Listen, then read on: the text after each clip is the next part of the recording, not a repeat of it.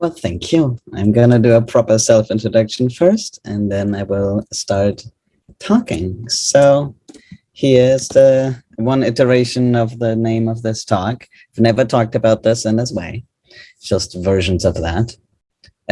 You can see a full screen slide? Or does it look ugly? Okay. So the inspiration for this talk is actually coming from a concept that I learned from a colleague, and that's the concept of feed forward. So what is the thing that we can now already tell will be a problem in a few years? Because that's what I'm thinking about with this whole self-management business.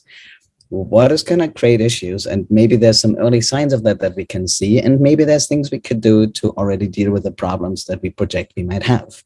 So that's where I'm coming from with this. But first, let me tell you, you're talking to. My name is Ted. I do this self-management stuff full time, mostly with sociocracy. That's my main focus. I come really from academia, from linguistics, but that seems a long time ago now. I'm one of the co-founders of Sociocracy for All, which is a nonprofit based in the US, but working globally. And you can see here that I estimate that I spend 35% of my time working as a worker in the organization, and about 2/3 of my time I'm with clients and students. 5 kids, I live in an intentional community. I'm German. I've been here for a while, though. I've written 2 books, and I have one coming that doesn't have a title yet. And June seems optimistic sometimes, but sometimes I think that's even possible. And by the way, the book is actually like the later chapters. It's kind of a similar topic as what we're talking about today. So if your idea is brilliant, please allow for me to steal it. So here's what it looks like, what it's going to look like today. So introduction is already done. We're done with that.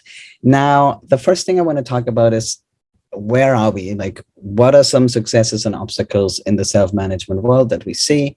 Where might we be going? Some early signs of change, and then we will play.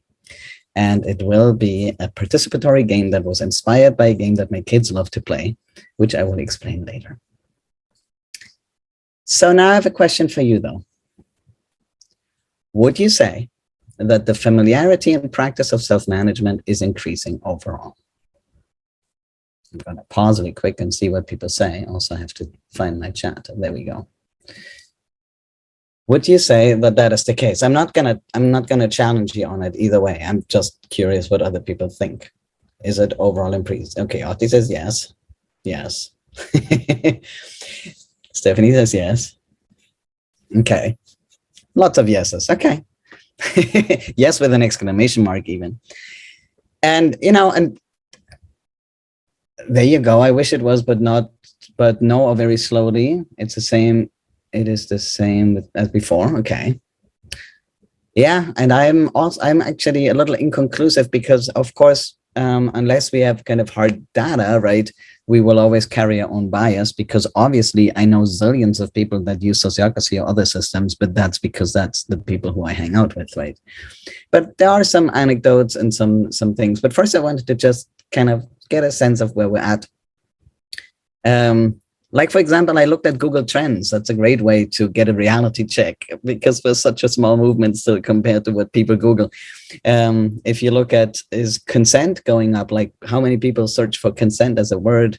Well, that could all be sexual consent, so we have no idea whether this is actually telling us anything. Then I looked at sociocracy. And by the way, these are not absolute numbers at all, right? They're just relative, I think, to the highest that it has been in that time frame. So this is 100 because it's the highest in the time frame, and it does look like it's going up, I would say, right? So is it? I mean, well, there's a lot one could say about that. And then I looked at trends for holacracy, and I was shocked to see that is actually more going down than it's going up right now. So taking them together, because holacracy in absolute terms is searched more than sociocracy by, well, quite significantly. So that kind of drags us down. So then I looked at self-organization. So I don't know what to do with that, I guess. It does. It was. I did not come up with a clear like, oh, this proves the movement is growing. And I actually asked Tim from Teal around the world, like, hey, can I have the numbers of the past few conferences? Because I was kind of hoping that there would be like 5 data points and it's kind of exponential, but it has increased, but I don't think there's enough history yet. So that's kind of where we are. So I would also say it's increasing. It is increasing, but it's still a little, yeah, wishful thinking is said in the chat. All right. Now, what I want to look at, and that is already, now all the rest is basically feeding you ideas for the game. And it's also at the same time a little bit my getting off the chest all the things that I'm worried about, because I'm worried about quite a few things, honestly. And don't get me wrong, I mean, I'm pouring my life and my energy into the self-management stuff. I do believe that it's great.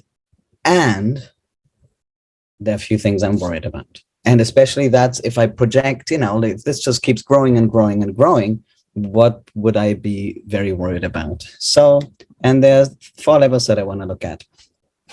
One is individual level, team level, organization level, and then societal level. That's a very coarse kind of categorization, but you'll see where I'm going with it. So on an individual level, I'm worried that there's still so much ego around that I notice just gets in the way, right? So that's something. So now if we want to project, let's say in 15 years, because that's going to be the game, in 15 years, everything is self-organized. Okay. What would I worry about? Like transforming our egos, taking a little, like dialing down our egos within 15 years. We should, if we want to be all self-managed in 15 years, we should work on the ego thing now. And I know many people are already, but that's something where we project we're not going to be ready. Another thing that we're not going to be ready with is healthy boundaries. And by that, I mean simple things as, I love all the comments in the chat, but I'm trying to ignore them right now. I'm going to have a blast later reading them. So the healthy boundaries is also an issue. And for example, today I was having a little chat conversation on Twitter with somebody who was basically saying, wait, could I work on the weekend if I really want to, like, could I overwork, but is that self-exploitation? And that's something I worry about when purpose-driven organization basically almost tip into this unhealthy self-exploitation kind of space. And distracting me, but it is funny. Okay, then on the individual level, I will actually move it away now. On the individual level, also the co-responsibility thing. I noticed just again and again with clients and in training that it takes a long time for people to snap out of these unhealthy relationships with responsibility, like trying, the whining, the complaining, the not making proposals, but only complaining about things, like all of that. And then on the other hand, there are people who are just kind of behaving like bulldozers, right? They're maybe taking responsibility, but they're not listening. So there's just such a slim or such a small path, right, where we're in balance. And it's really hard to hit that one, especially because hardly any of us have had any role models with us. So that worries me. Like, where are we going to get all those healthy role models to teach ourselves and teach each other and teach the next generation? That's in the way. Then on the team level, I'm really worried about process literacy. Like, just so many people that are, like just so many processes that still need to make it into people's actual practice so that everybody is as comfortable using processes in a meeting and selecting a meeting as they are with driving a car. I personally spend more time in meetings than I spend driving a car. So we better catch up because it tends to be more important to facilitate a meeting. So let's make that happen. And if we project again, in 15 years, everything should be self-managed. What can we do now? That's that feed forward thing. So that in 15 years, everybody just knows the stuff. And by that, I don't mean any particular system, but a system. That would be great. Next, and this is my longest slide, by the way. Next, communication. There's not all that much to say about that because I'm assuming you all know what I mean. Just good communication is, as we all know, super important in self-managed organizations, and we trip over it all the time, right? Alongside that, conflict skills. If we want to be more fluid in our work, we will bump into issues more often that we'll have to solve ourselves. So are we ready for that? What should we do now so that in 15 years, that is just easy? All right, organizational level. This is all basic. This is, as I said, just getting all this stuff off my chest because I don't want to just play a game and just go like, oh, the world in 15 years is going to be this brilliant, problemless place. Because as I said, I'm actually very concerned about a bunch of things, especially actually the things that come now later, because this might even be all trainable and maybe, maybe, I mean, I guess under the surface, we are all learning and it is improving. But let's look at these. On an organizational level, I worry very much about information scale, especially information flow, especially when it comes to scaling. I see organizations with 50 people that struggle with the information flow. It doesn't get any better when we triple or, times whatever factor that. So when everybody is deciding things in different places, how do we understand what the whole is? How do we do the sense making of it all, which also connects to other points here, which is how do we even know how to make a budget together? How do we understand each other and each other's work well enough to make budgetary decisions about each other's work? And then also, how do we do the sense making and understand each other enough so that we can come up with, so that we understand each other's strategies and kind of a coherent strategy, at least for our department. So that's also something that I worry how we're going to figure that all out, because we're a little bit walking just with our fingers crossed forward right now. And I think there should be more energy on these things. On a societal level, almost done here. On a societal level, there is all the systemic oppression thing that traditionally has been underemphasized in the teal movement from my point of view. So we can't just pretend these things are gone and that the impact of them is gone. We have to factor it in, otherwise it's gonna just explode around us, which it is in some teams. So we have to find a way of moving forward while holding and healing those spaces, right? Legal considerations and economics. So how do you have a self-organized organization while having a lot of inequality? How does that go together? How do we have a decentralized organization while the legal system still requires that one person is responsible? Like all of these things are not going to fit so well. So we're bumping into that more and more as a movement, right? I know my clients are, and we are as an organization. So that needs addressing. And I know these things are being addressed. I'm just worried about the pacing, I guess. So I wanted to say all those things so that we're not just all with like, what is it in English? Pink glasses? No, I'm translating from German. Never mind. You'll know what I mean. Okay. So let me tell you a little bit about what we think within Sociocracy for All so far. We've been working on theory of change there to get a little bit of a sense of where we are in the development overall, because we are as an organization not just looking at sociocracy for our clients or sociocracy for ourselves. We want to support the movement. We're a movement support organization, so we kind of track where's the movement at, like how are things progressing there. And this is our very basic theory of change. We assume that first people need to know about sociocracy, which we can track somewhat. At least we know that sociocracy will be used more. We're starting to collect better data on that. And then at some point, we project that things like that, in the best possible outcome, will just become a normal way of operating.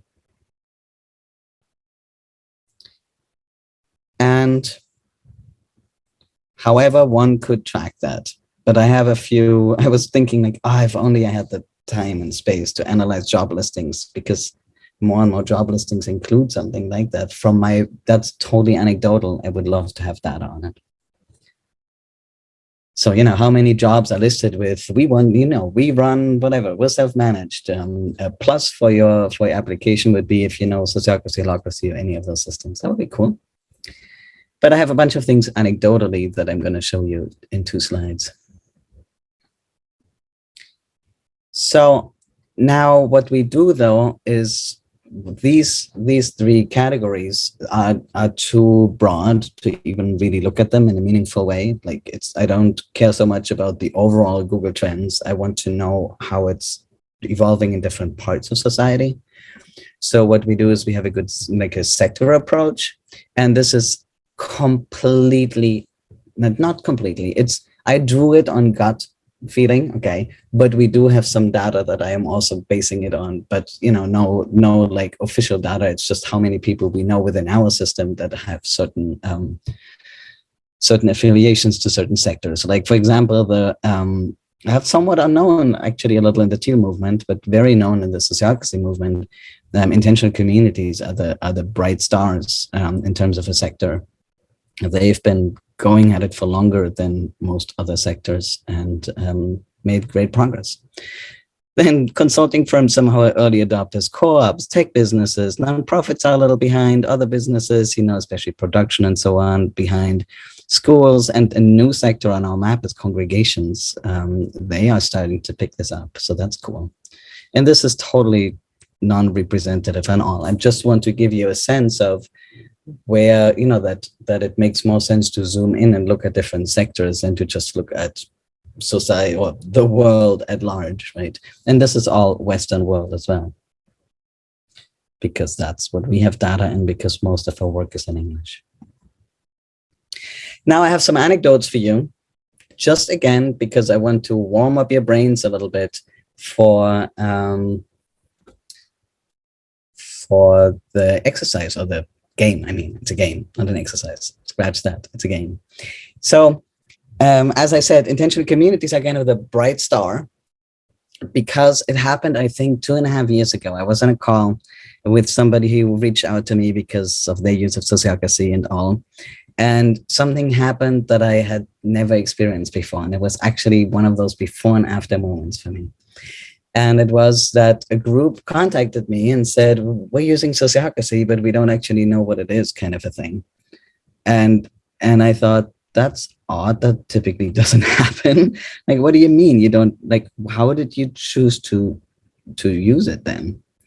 And that person told me, oh, we sent somebody to do some research, like a group of 2 did some research on what are like typical governance methods for intentional communities. And they came back and said, sociocracy is what people do. And they asked me, that's right?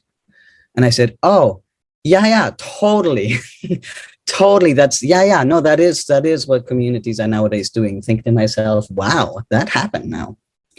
And it is also true, if you look at the numbers for like new communities that are forming, they now, a significant portion of them starts out sociocratically, which is kind of cool. Then very much along those lines, I've had like a whole series of clients, new clients of mine, that come to me and say, we're doing sociocracy, teach us what it is. And I think, wow, how can you choose something that you don't even really know about? But it just seems to be such kind of, if you go back to those different phases where it said at some point it's just going to be common sense. So some people start to talk about it like it's common sense, although they don't even know about it, and therefore they now want to use it. Then big organizations are waking up, like pharma and other industries, and our people that we train now get hired from by consulting firms. That's a little obnoxious, and then they get hired away. And then pharma institutions, this is totally just unvetted data, but I notice I get invited more and more to do classes in universities. So just this kind of creeping into formal institutions, right?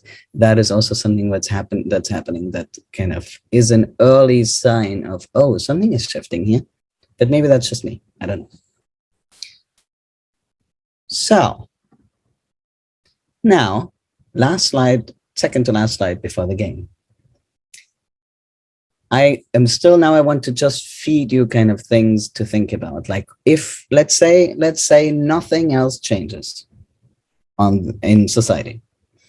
And all that changes is that all the organizations, institutions, and so on become self-managed. What impact would that have on society? So there are a few things that I came up with, but I'm sure it's not an exhaustive list, and I would love for you to add it. Like we are, and I know they are in development, new legal forms. So the legal system has to change to accommodate us, basically. There's going to be more and more people saying, no, that's not going to work for us. We need better legal systems to accommodate the self-management movement. Then economics, there's going to be a little bit of a shift. You know, as we know, more transparent pay leads to less inequality. So as organizations are more self-managed, they're going to be more likely to have transparent pay. That means there's going to be some shift around economics, which I have no idea where it's going to end up, because at the same time, inequality is increasing. So that's going to be interesting.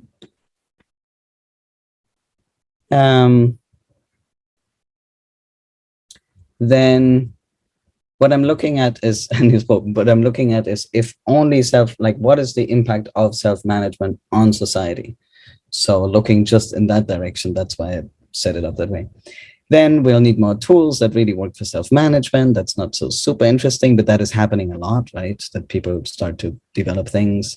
Then there's some spillover effect into politics that I know.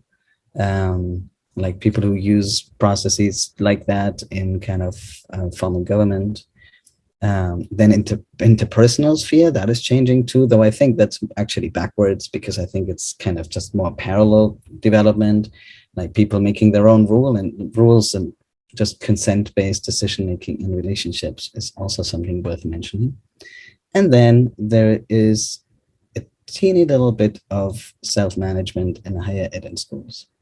Relationship anarchy is the idea that instead of taking relationship boxes like roles, like let's say husband and wife, you know, as just this is what it is, and now you just do that. Like basically rules that are roles that are given by society, and relationship anarchy is the idea that you can make your own relationship and define it in the way that you know, instead of kind of, it's very parallel actually to how roles are changing in general. Instead of this boss and underling relationship, you can define what those roles look like. And the same thing is also happening in interpersonal relationships in its own pocket of society. So, and I see some people are arguing with some of the things that I'm saying, and that's great, because I think at the same time, there's this quote of Tom Atlee, I think, everything is getting better and worse at the same time, faster and faster. I think a lot of these things are kind of, you know, going in opposite directions, and we're here to watch what happens. And that goes along with the last thing I want to say. And I think, so this is Daniel Schmachtenberger. I'm a big fan. And one of the things he said was the answer to all the problems is all the solutions. So I gave you a bunch of my brain dump, but I'm absolutely confident that I only scratched the surface, and that if we put our heads together, then we would get more and more of the solutions, because no one person can know all the problems or all the solutions. So everybody who's looking for the thing that's going to fix everything, I think, is going to be out of luck, because it's not going to be the thing. It's going to be all the different things. So in that sense, there's a lot of interdependence between all the different systems. Right? I tried to simplify it earlier, but reality is everything is constantly mutually influencing each other. And one thing that Daniel Schmachtenberger says about that is that means that everybody who has some sphere of influence, which is everybody, should look at the whole system's impact and ask themselves, the thing that I do in my little corner of the world, can I foresee what happens? Like, what is the impact on the rest of all the other systems of what we are doing? And maybe says something that some negative impact that I should actually be aware of and try to mitigate somehow. So everybody is acting in their own sphere, but is considering the impact more on a whole systems level. And that's what we're trying to do in our game. And now we're playing. Here's the game. We are going to play. It could have been better or worse, actually, depending on how optimistic or pessimistic this whole thing made you. And both is fine. I don't want to limit it at all. So here's the game that I'm basing it on. My kids play this game that is called It Could Have Been Worse. And it's basically one of those chain games where one person says, my alarm bell rung and I noticed I was 1 hour late for school. And then the next person says, but it could have been worse. My alarm bell rang and I noticed I'm one hour late for school, but then I also missed the bus. Okay, and then the next person says, I woke up late and I missed the bus, and then they add another thing, and the whole thing just turns into this horrible day, and they find that funny. Now, of course, one can also play it in a better version, right? Like where everything just gets better and better and better. And I'm kind of torn. I kind of want both, but I think we're going to maybe lean a little on the better, like how everything is going to get better in 15 years kind of a thing. But you are in control of that by what you feed us. So we're basically playing a day, the story of a day in our lives in a fully self-organized future in 15 years or so. Oh, I think I said 12 years. Look at that. I was more optimistic when I made the slides than I am right now. So our world in 12 years. I'm going to give you some context. All major institutions, private and public, are self-organized. And governance exists, but they're little hands off. Let's just ignore that for a moment because that's a complicated question that I don't necessarily want to touch. In short, there's choice in all areas of our lives. So what would really happen if that were the case? And both in our personal lives and on societal level. That sounds like an easy game, right? We just have to imagine how everything changes all at once on all the levels. So, but that's why we're not alone, but we're playing it together. And I think, actually, let me just show you my slides because then I'm going to be slides off, I think. So we have these 3 different phases. One is home life, then public life, and then kind of leisure time, just to make it easier for us to not have such a broad space of possibility. So thank you, Stephanie. So the phase 1 kind of starts with I wake up in the morning and then what's going to happen in that magical future where everything is the way we're working towards right now? How's it going to be different? And then we're going to pause after a while when we run out of ideas. And then we say, what happens next? How do you spend your days?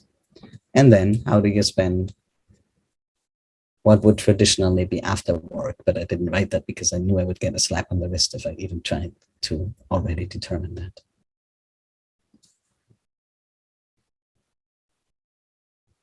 So there we are. Thanks, Ted. I'm going to add myself to the spotlight. I am. Because I requested Stephanie's help, I was like, maybe this is a little too courageous to play this by myself. I need 2 minds on this at the very least. I wonder can we do a quick gut check in the chat whether you want the slides up as prompts, or Ted, you and I could put them in the chat, but I think to go off our memory might be a bit hard. I got it. Okay, chat is great. Okay. So yeah, Ted and I are going to be riffing on this together. We'll be sharing out loud, building on what you all put in the chat. So we're basically telling the story, but you have to feed us keywords. Or you raise your hand if you want to tell it yourself. So we're going to wake up in the morning and then what's different? Like I can start on this one. Oh God, it's already getting complicated. And this is, of course, a total experiment. I've never done this before. Well, first thing I want to say is it's already light out because I didn't wake up from my alarm because I can go to work whenever I want to. Mm-hmm. And then, Stephanie, And then I wake up when the sun wakes me up and when my body wants to wake up. And then I drink some kind of ethical local herb drink, maybe made out of a tree from my yard. And then I go to meditation and take 10 minutes in my local meditation group because my health insurance is giving me bonus points if I meditate regularly. And then I decide to dance. I dance in the street. I dance in my home. I dance up with my coworkers. Dancing is just one of the ways that we move through the world. And then so while we were dancing, there was no music. We were just dancing. But then I realized somebody put a piano there. So now I'm playing the piano while other people are dancing because none of us has to go anywhere because there is universal basic income. And then I start singing because now people are dancing and someone is playing the piano and I want to use my voice and have energy because I've slept so well and I'm relaxed. So I just can't stop singing. Now in a really, really good mood because of all the dancing and all the sleeping well and all the being relaxed and in choice. And apparently I still have to grind my coffee for tomorrow though, because I do like coffee, but I have to grind it myself for reasons that are beyond me, but that's what it says. Ooh, you get the Roberto comment now. And then we get to hear and feel our intuition and allow that to both have us each make decisions from our own sense of agency and contribute to collective wisdom of where we're all going together. And all this dancing and singing is really jogging my mind. And all of a sudden, I have this amazing idea for a creative project. And I'm absolutely sure that it's going to change and improve the world. And and I call my favorite coworkers to see if they're excited about the project too. And I have all the space and time to listen and tap into my real truth. And sometimes my real truth could be that I'm going to go back to bed because it's cold.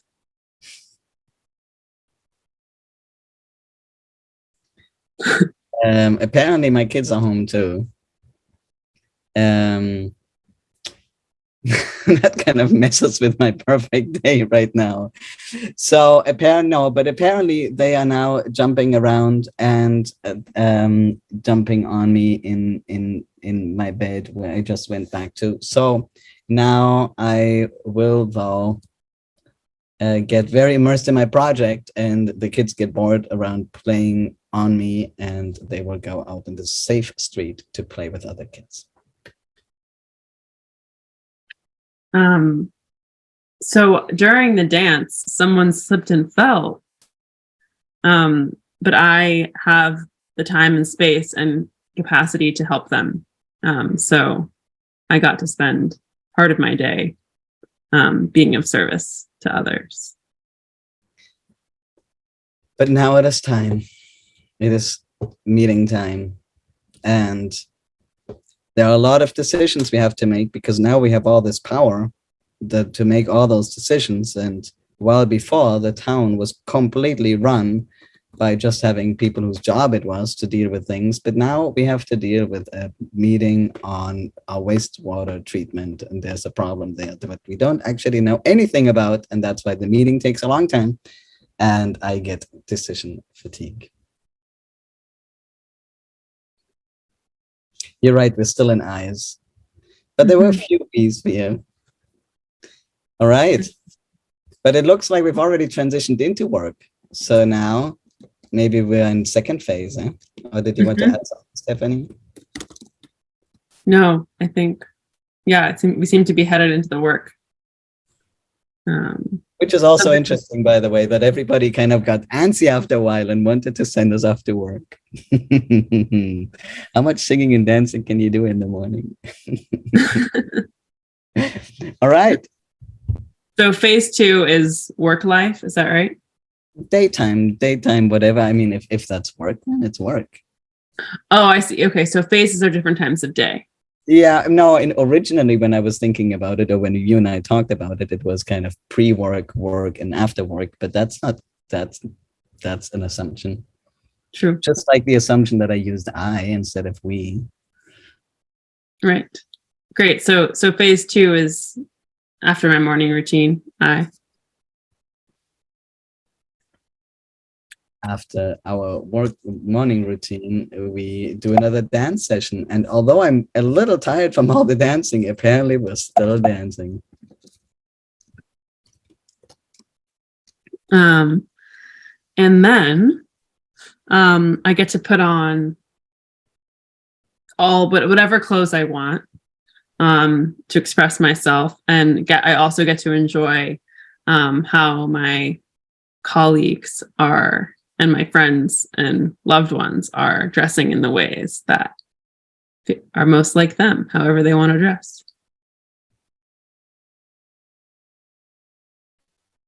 And we're checking in, and my coworkers are happy to see me, and they tell me what's going on, and we're chatting a little and supporting each other. And hold on, I can show how I feel to my teams. Yes, so everybody's really sharing deeply, and we have this great sense of connection between each other.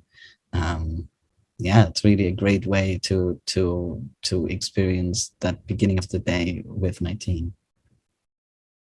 And I just feel like free and creative and energized, even as I go to the collective recycling and composting and growing vegetables in my neighborhood. Oh, and one thing on that is also that my day is not, so all these meetings for things that are not work, like working on my project, like the recycling team in my neighborhood, that all happens kind of at random times of the day, because we can just choose when we do stuff. So it's all flowing between kind of what would be private or volunteer and what would be work. Yeah, there's definitely no back-to-back Zoom meetings. maybe one or two computer meetings throughout the day, and then to the vegetable garden and the meeting to discuss politics in the neighborhood. Maybe voting on some new green space.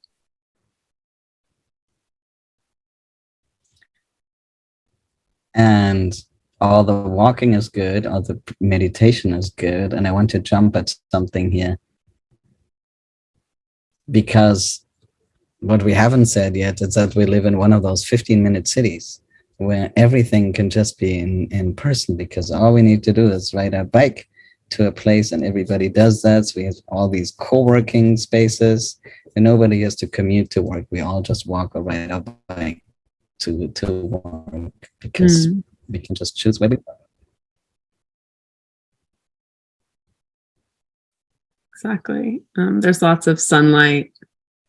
You can see the sky. And yeah, just lots of space to move our bodies.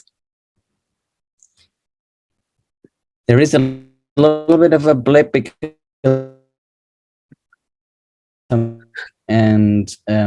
we had whipped something together and reorganized, but that was easy. We do that all the time. It's totally easy because everybody's so flexible. So the customer was totally fine at they probably didn't even notice. Right when you said that, I think your video blipped a little. So.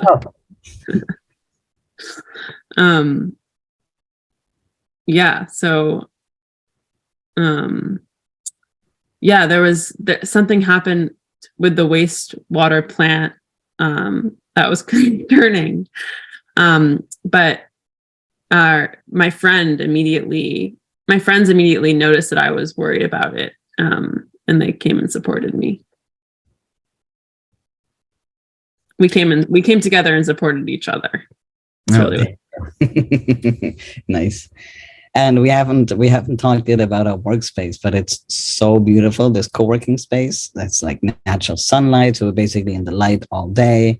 And there's art, and there are all these places where we can bump into each other, just interesting spots, and where we can connect with other people from the other team, so we know what's happening there. There's also you can travel on a sailing ship.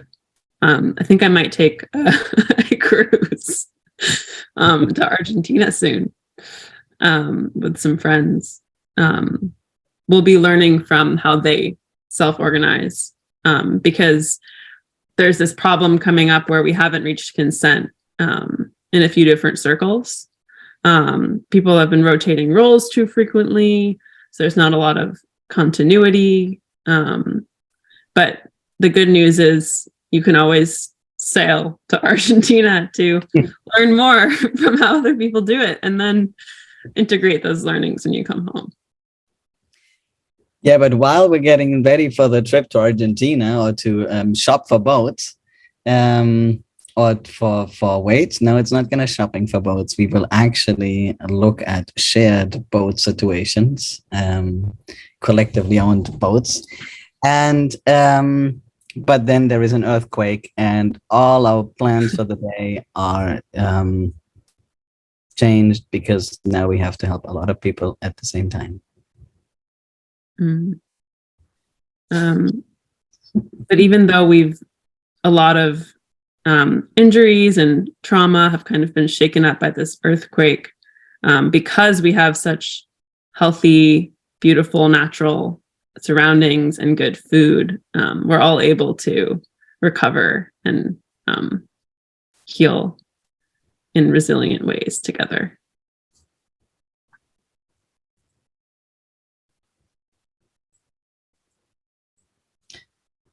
Whew, so many interesting things about meetings. Also, just that we can have them on sailing boats. Also, we actually decide to all go together. But sometimes we also have meetings in swimming pools and rooftop gardens and pubs and cool caves, and somewhere else. Oh, on dance floors, of course. Though, I mean, our whole co-working space is a dance floor, obviously. That we've already elaborated on that. So much dancing. I'm exhausted just by dancing, to be honest. Everyone is trained in massage therapy. So as you get tired and sore from dancing, you can take a break and receive a massage or give a massage to make sure that we can keep up the dancing. Can also choose to stop dancing at this point. And oh yes, all more about the built environment, how everything is. Oh, I see. The earthquake wasn't actually so bad, because all the natural building materials actually absorbed the earthquake shock. So never mind, there were actually nobody needs help. But it is a little funky to get to the collective boat situation, because the horses that pull the buggy, because we don't use oil and gas anymore, they are a little confused by the whole earthquake, and they are not showing up right now. But that's okay, because we can dance while we wait. A lot of dancing. That's what I'm taking from all this here. But there's no peer pressure. There's no peer pressure anymore. So if you don't want to dance, you really don't have to. And now you have a room for yourself. And now, hold on, I need to edit this. The day is winding down. So we have to watch time here. The day is winding down, and we notice the edit from and I into and we have collectively decided to stop removing snow in the winter. We have skating and skiing lanes. I have somehow imagined this as always summer. Well, how's there snow already? That can't be. It can be whatever season is your favorite season. It's all going to be hot by that time anyway. Active, yeah, all of that. So the sun still sets in our wonderful future. That's good because that's pretty. And there are still churches where we go to pray for consent. Such an interesting thought. We pray. We also pray to Mother Earth, to Gaia.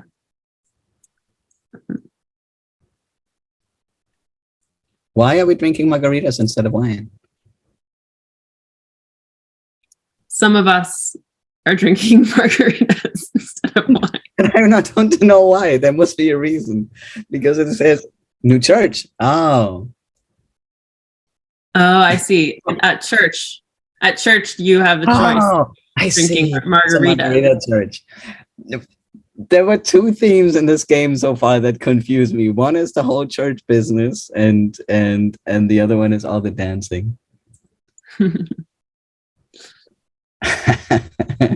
Do we have weed? Of course we do. Homegrown or community garden grown. So that's all you have for the evening activities? Wine and weed? Is that really all it is? And praying.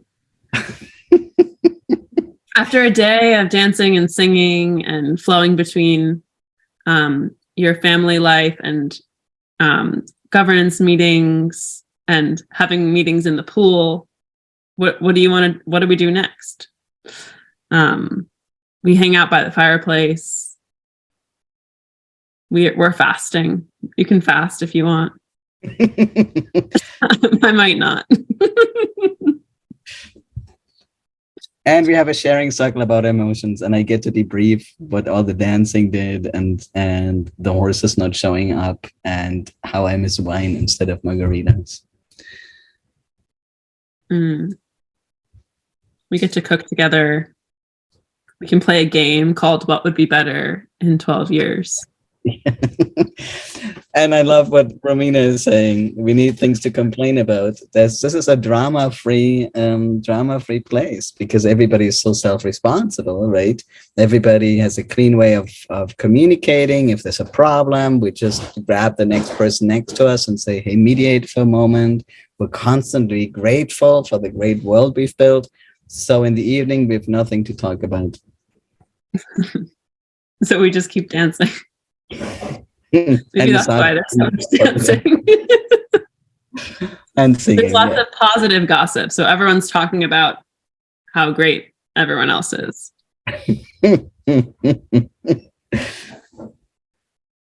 Turn gossip into song and line dancing. Different dance now. What was the other dance before? Yeah, we have time and space to learn new skills, make art together, some gymnastics. After dancing all day, I don't know if I could do gymnastics. You have a lot of energy, people. Can we burn our policies and dance around the fire? No. The policies stay in place. I insist. Because otherwise, maybe we can experience wholeness. Is that about drugs again now?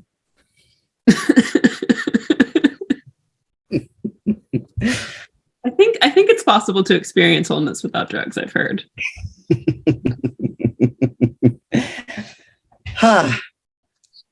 And I'm gonna go to bed in my room by myself, I think. Wasn't there talking about I'm gonna have a room to myself? That yes. Stood up as particularly good.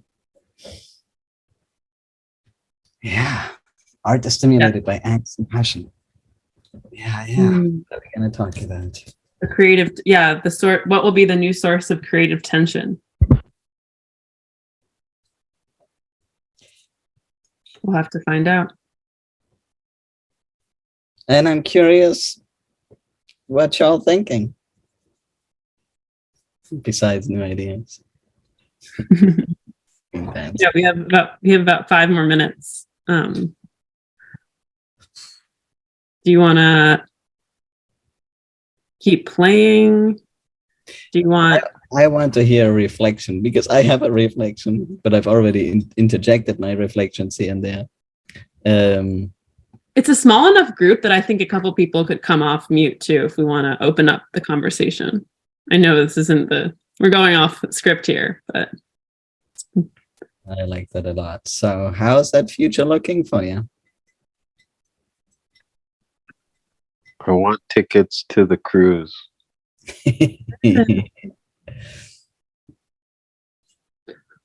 I appreciate how connected we are to our bodies and to each other.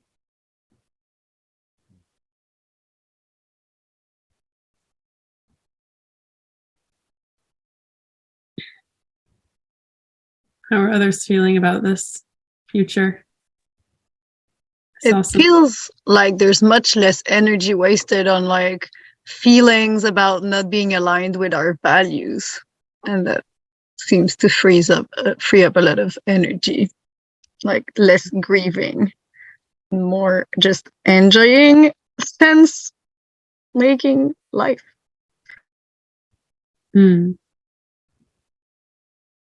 What is it they say about change? The one thing we know about change is that it's constant. So I'm wondering, when we get there, will we is it a destination? What will we be wanting to change next?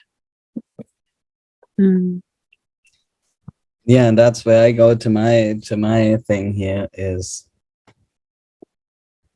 well, the two things. One is, there's the wastewater treatment. I guess I'm worried with everybody wanting more participation in everything, that one has to somehow take care of, and it has to be involved in so many things.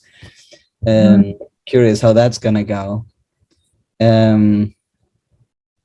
Or whether that will just calm down over time, that we actually don't want to have all these things.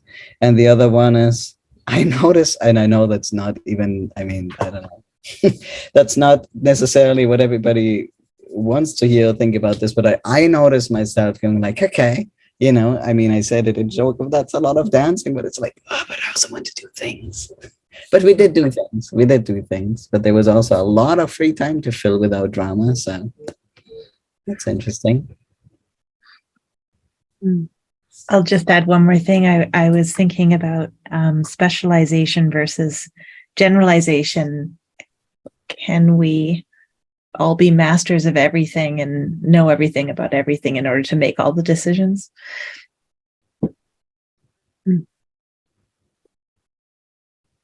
It felt very organic, like there was a lot of flow and possibilities, but also seemed to take some time, kind of like it's just the beginning of opening your mind in that way. You mean it takes time once you're there, or it takes time to get there? What did you mean? I'm curious about that.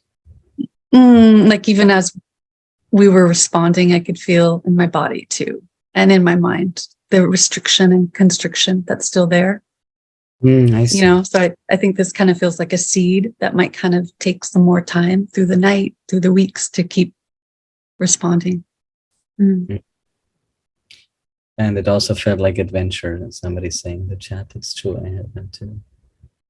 And just the warmth of it all, just the like, all right, just the lightness and warmth and that sense of, I guess, warmth also just between people. That's, I think, was the nicest thing for me.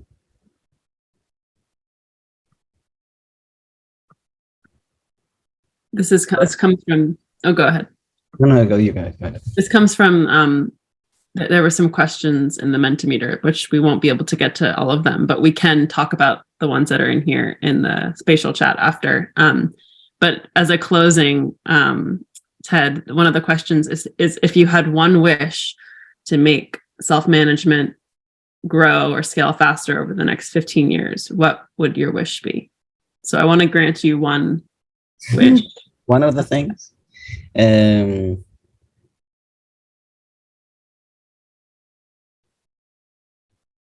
one wish that will get us closer to the future that we just described.